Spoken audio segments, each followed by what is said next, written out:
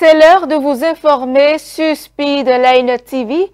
Mesdames et messieurs, bonsoir et bienvenue dans ce journal. Au sommet, outils éducatifs ou sources de dérive, les réseaux sociaux ont un impact sur les jeunes. S'ils permettent un accès rapide à l'information et favorisent les échanges, ils exposent aussi à l'anxiété. À suivre dans cette édition quelques pistes pour mieux encadrer leur usage. De plus en plus populaires, les jeux de hasard suscitent un véritable engouement dans la société, que ce soit à travers les paris, les plateformes en ligne. Nombreux sont ceux qui tentent leur chance, souvent sans mesurer les conséquences possibles de cette pratique. Et puis, hors du Bénin, le procès de Constant Moutamba, ancien ministre congolais de la Justice, a connu son dernier acte ce mercredi. Le parquet a requis 10 ans de travaux forcés à son encontre pour tentative de détournement d'environ 20 millions de dollars.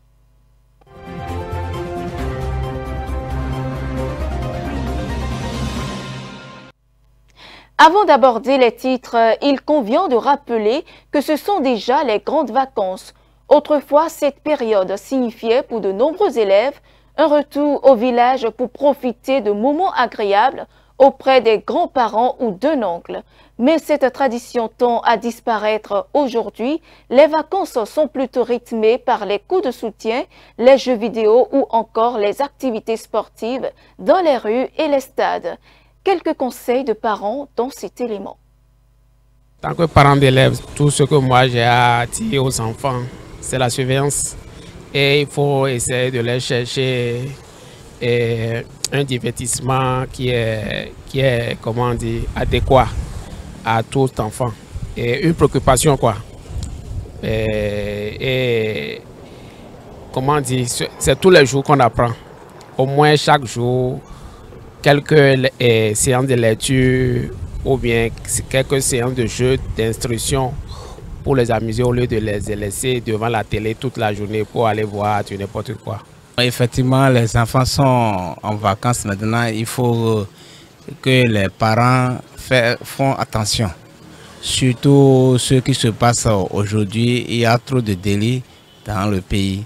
Donc s'occuper des enfants au moment où nous sommes dans le mois on se tend vers le mois d'août.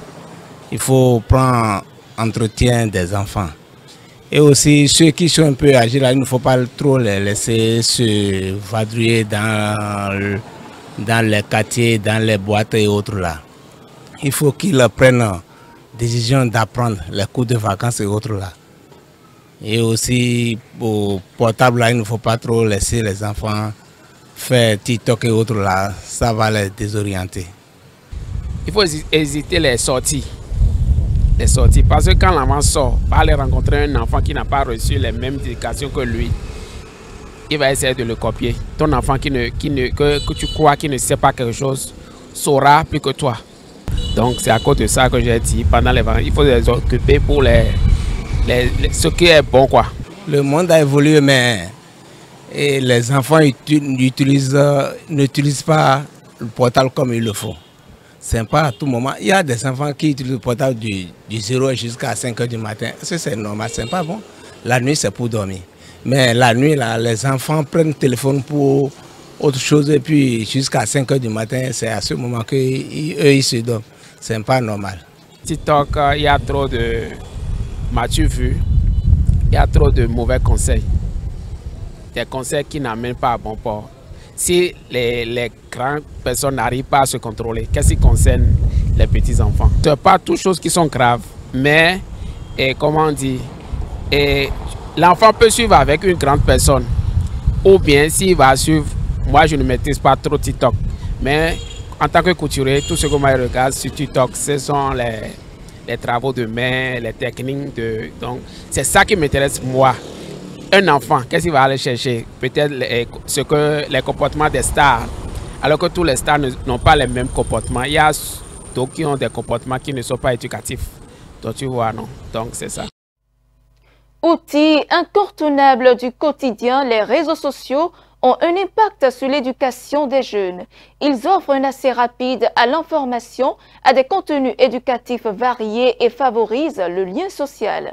Mais ils exposent aussi les adolescents à des risques de cyberharcèlement, perte de concentration. Suivons ici quelques conseils pour mieux gérer ces enjeux. J'avoue, lorsque les jours je passe dans ma voie, je vois les jeunes, des enfants, quasiment des adolescents connectés sur leur smartphone et surtout TikTok aujourd'hui qui est à la mode, ça devient inquiétant. Et je pense que, comme vous le savez, hein, je pense que tout passe par la sensibilisation. La première des choses, c'est la sensibilisation. Déjà la sensibilisation au niveau des parents. Parce que si les parents ont l'habitude de regarder TikTok, c'est normal que les enfants le regardent. Donc je pense qu'il faut déjà sensibiliser les parents sur les effets néfastes déjà des réseaux sociaux tels que TikTok et autres.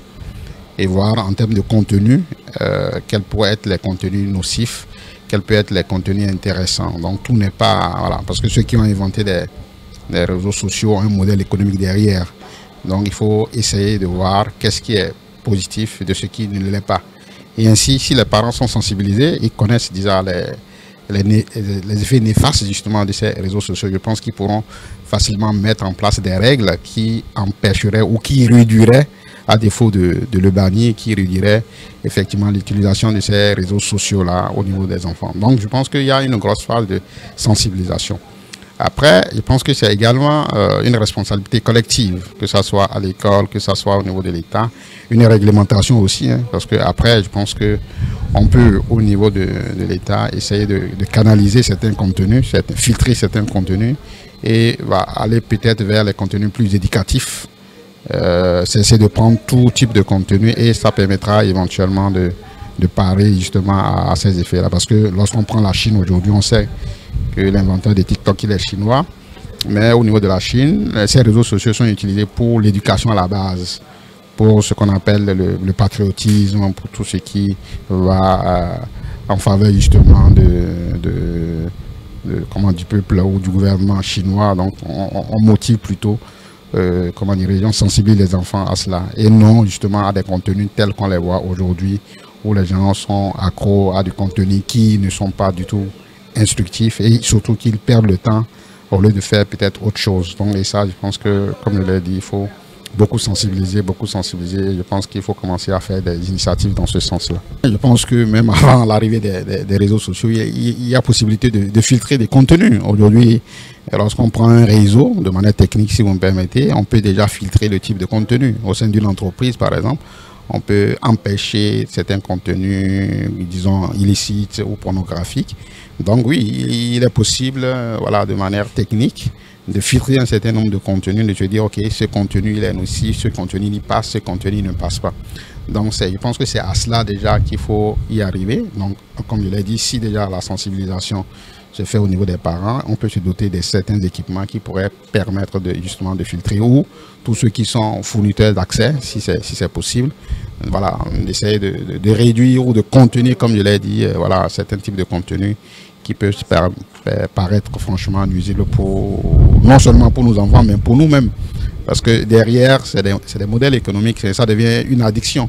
Lorsque vous scrollez, voilà, la page ou les pages qui vous sont envoyées sont les pages sur lesquelles vous passez plus de temps. Donc ça permet de dire, ok, vous aimez tout ce contenu-là. Vous scrollez, mais vous ne le savez pas. Mais lui, justement, c'est qui s'est dit, ok, si je mets 5 minutes ou 1 minute ou 2 minutes, c'est que ça m'intéresse. Et derrière, il vous envoie ce contenu personnalisé. Donc, ce type de contenu, cette addiction-là, que les réseaux sociaux nous amènent, il faut qu'on puisse arriver nous-mêmes à s'autodiscipliner, et après techniquement je pense qu'on pourra. Mais j'ai l'habitude de dire que la technique seule ne suffit pas, hein.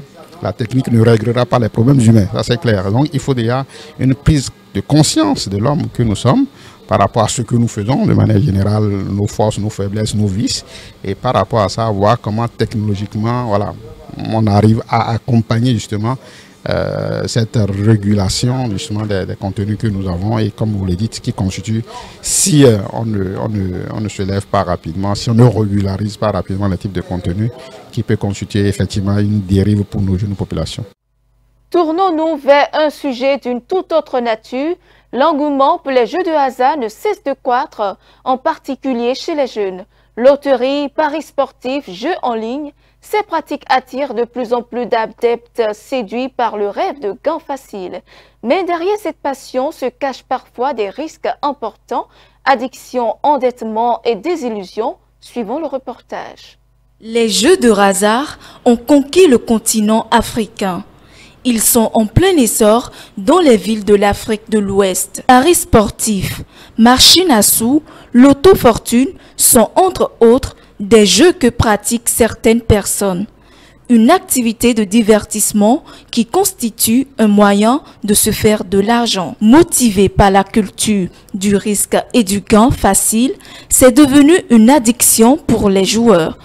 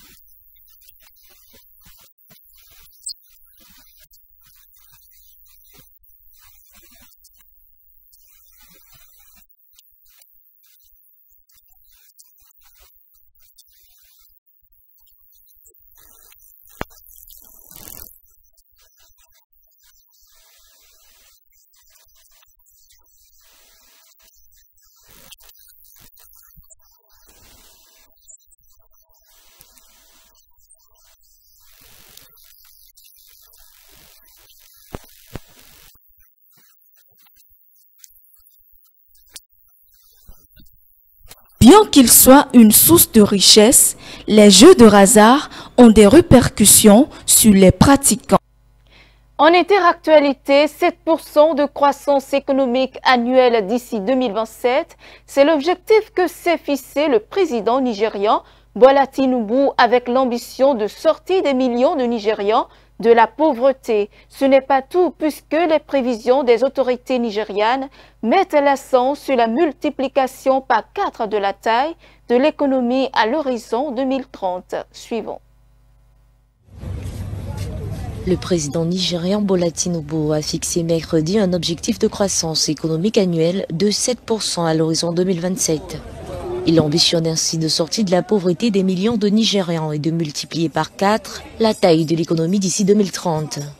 À son arrivée au pouvoir en 2023 avec son objectif de croissance de 6%, Tinubu a mis fin aux subventions à l'essence et à l'électricité et a dévalué le naira à 2 reprises pour relancer la production nigériane en berne depuis 10 ans. Cependant, ces mesures ont déclenché la pire crise du coût de la vie et ont ralenti la croissance. Cette économie a néanmoins évolué de 3,13% au premier trimestre, stimulée par une révision à la baisse de son produit intérieur brut, même si elle reste inférieure aux attentes. Une dynamique de développement que Bola Tinubu espère maintenir en optimisant chaque naira disponible. Clôture des débats ce mercredi dans le procès ouvert depuis un mois contre l'ex-ministre congolais de la Justice Constant Mutamba, accusé d'avoir tenté de détourner près de 20 millions de dollars. Le procureur a requis 10 ans de travaux forcés à son encontre quand la défense estime que rien ne saurait justifier la condamnation de Constant Mutamba, par ailleurs connu pour ses réformes judiciaires, l'ayant exposé depuis plusieurs mois à l'ire des magistrats. Le reportage. Le procureur congolais a requis 10 ans de travaux forcés contre l'ex-ministre de la Justice Constant Mutamba. Accusé d'avoir tenté de détourner 19 millions de dollars de fonds publics, M. Mutamba a eu l'occasion de prendre la parole ce mercredi, jour de clôture des plaidoiries. Il a notamment affirmé que cette procédure judiciaire avait pour seul but de l'écarter du gouvernement. Ses avocats affirment qu'aucun des fonds du marché de construction de la prison de Kisangani n'a été détourné et justifie la bonne foi de l'ex-ministre par le fait qu'il ait copié l'ordre de paiement à l'inspection générale des finances et à d'autres organes de contrôle afin de suivre le mouvement des fonds virés dans le compte de l'entreprise de construction.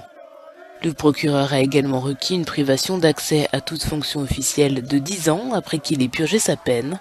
Ce dernier considère que le virement a été opéré pour un marché irrégulier octroyé à, pour le citer, une entreprise de façade. Le verdict du procès ouvert, qui a débuté il y a un mois, a été fixé au 27 août 2025. Le Soudan, troisième plus grand pays d'Afrique, est devenu depuis 2023 le territoire le plus durement frappé au monde par le choléra. Une campagne de vaccination contre le choléra a été lancée à Khartoum. Cette maladie diarrhéique transmise par l'eau et la nourriture contaminée peut tuer en quelques heures sans traitement. Suivons. Une campagne de vaccination de 10 jours contre le choléra a démarré à Khartoum, la capitale soudanaise, pour freiner la propagation de la maladie. Cette maladie diarrhéique transmise par l'eau et la nourriture contaminée peut tuer en quelques heures sans traitement. Des adultes ainsi que plus de 155 000 enfants devraient recevoir les premières doses, assure cette infirmière. Nous ciblons les enfants d'1 an et d'un peu plus d'1 an dans cette campagne de vaccination. Selon le Bureau de la coordination des affaires humanitaires de l'ONU, plus de 83 000 cas de choléra et 2100 décès ont été enregistrés depuis juillet 2024. En tant que mère, je suis très soulagée de voir ces vaccins contre le choléra. Bien que les précédentes campagnes ont ralenti l'épidémie, la maladie continue de se propager en raison de la guerre entre les forces de soutien rapide et l'armée soudanaise qui a commencé en avril 2023. La saison des pluies pourrait aggraver la crise sanitaire. Le président américain Donald Trump a lancé un avertissement à Vladimir Poutine prévenant que l'absence de fin au conflit en Ukraine entraînerait des conséquences très graves. Donald Trump prévoit de rencontrer Vladimir Poutine ce vendredi en Alaska, une rencontre qui, selon lui, précédera toute discussion avec le président ukrainien Volodymyr Zelensky. C'est après moi. Le président américain Donald Trump a déclaré mercredi qu'il y aurait des conséquences très graves si le président russe Vladimir Poutine n'acceptait pas de mettre fin à la guerre en Ukraine après le sommet prévu ce vendredi. Il s'est exprimé à l'issue de son appel avec les dirigeants européens et le président ukrainien ce mercredi. Il y aura des conséquences très graves, je n'ai pas besoin de les préciser, les conséquences seront très graves. Les dirigeants européens ont organisé un appel en visioconférence mercredi afin que M. Trump puisse s'entretenir avec M. Zelensky. Cette guerre n'aurait jamais eu lieu si j'avais été président, mais la vie est ainsi et je suis ici pour l'arrêter. 6 à 7 000 personnes la semaine dernière, précisément 7 213 personnes ont été tuées la semaine dernière, principalement des soldats. Les missiles lancés sur les villes n'aident pas vraiment non plus, mais ce sont surtout des soldats ukrainiens et russes qui ont été tués. Ce ne sont pas des soldats américains, mais vous savez, si nous pouvons sauver beaucoup de vies, ce serait formidable. J'ai arrêté 5 guerres au cours des 6 derniers mois. Le président américain Donald Trump rencontrera son homologue russe Vladimir Poutine en Alaska ce vendredi. Il affirme que ce tête-à-tête aura lieu avant toute discussion avec le président ukrainien, M. Volodymyr Zelensky. Et voilà, c'est la fin de ce journal. Merci de nous avoir suivis. Suivez-nous en continu sur speedlinetv.bj/live et sur nos différents canaux digitaux Facebook et YouTube.